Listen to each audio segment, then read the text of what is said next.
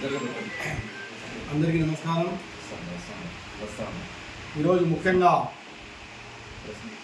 అమరావతి రాజధాని గురించి మాట్లాడాలంటే మొట్టమొదట ఎంఏ షరీఫ్ గారి గురించి మాట్లాడాలి.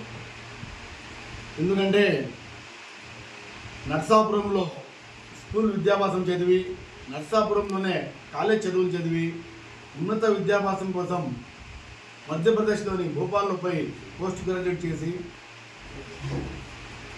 అక్కడి నుంచి వచ్చిన తర్వాత ఎన్నో ఉద్యోగ అవకాశాలు వచ్చిన తర్వాత కూడా ఆయన 1982లో తెలుగుదేశం పార్టీ ఎన్టీ రామారావు గారు స్థాపించితే ఆ పార్టీ పట్ల ఆకర్షితులై దాదాపు 82 నుంచి ఆ పార్టీకి విధేయతగా ఆ పార్టీలో ఉంటూ పార్టీ ఎటువంటి కార్యక్రమం ఇచ్చినా ఉన్నత ఆశయంతో నెరవేర్చి పార్టీ ఆఫీసులు, ఎందుకంటే ఎంఏ షరీఫ్ గారు అయితే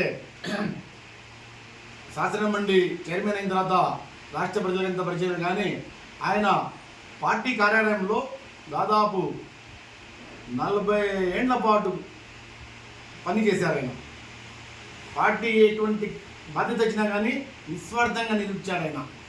అదే 2014 మేము అధికారంలో వచ్చిన తర్వాత, తెలుగుదేశం పార్టీ అధికారంలో వచ్చిన తర్వాత ఆయన చేసినటువంటి సేవల్ని గుర్తించి ఎమ్మెల్సీ పదవి ఇవ్వడం జరిగింది. పార్టీ ఎమ్మెల్సీ పదవి ఇచ్చిన తర్వాత శాసనమండలిలో డిప్యూటీ స్పీకర్గా కూడా వివరించారు ఆయన. మళ్ళా శాసనమండలి చైర్మన్గా ఆయనకి ఉన్నత బాధ్యతలు ఇచ్చిన తర్వాత ఎంతో నిస్వార్థంగా ఎక్కడ కానీ ఎటువంటి లోపం లేకుండా శాసనమండలిలో గత చరిత్రలో ఎవ్వరు నిర్వహించలేనటువంటి ఉన్నత బాధ్యతతో శాసనమండలి నడిపాను. మళ్ళా 2019లో అధికారం పోయిన తర్వాత వైఎస్ఆర్ కాంగ్రెస్ పార్టీ అధికారం వచ్చిన తర్వాత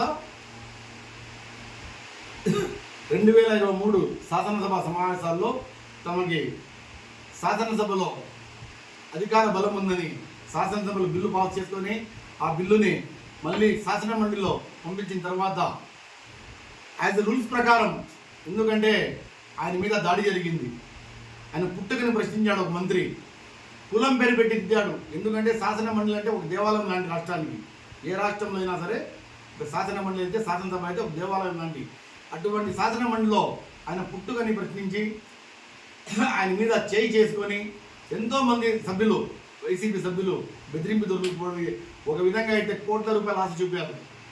కోట్ల రూపాయలు ఆశ చూపితే కూడా పార్టీ ఇచ్చినటువంటి బాధ్యతతో ఆయన బాధ్యతగా నిర్వహించాలా, నిస్వార్థంగా పనిచేయాలన్న ఉద్దేశంతో ఎక్కడ కానీ వెనకకుండా యాజ్ రూల్స్, శాసనమండలి రూల్స్ ప్రకారం మెజార్టీ సభ్యులు ఏ తీర్మానం చేశారో ఆ తీర్మానాన్ని ఇచ్చి గవర్నమెంట్ పంపించబడింది.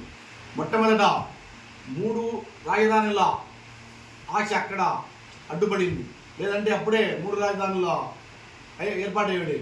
తర్వాత ఇప్పుడు జరిగినటువంటి సంఘటనలన్నీ అందరూ చూశారు.